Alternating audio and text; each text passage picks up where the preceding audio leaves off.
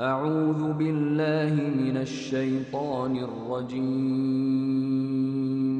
بسم الله الرحمن الرحيم.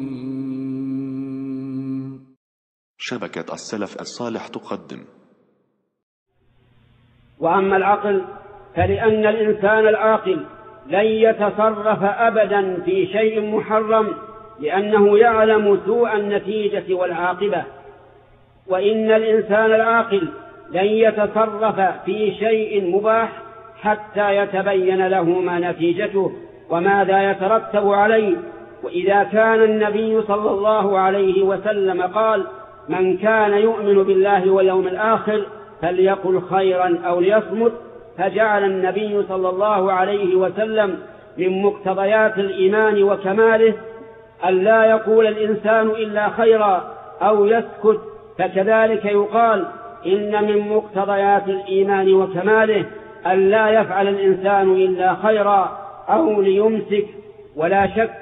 لا شك أن هذه الفعلة الشنيعة يترتب عليها من المفاسد ما سنذكر ما تيسر منه إن شاء الله.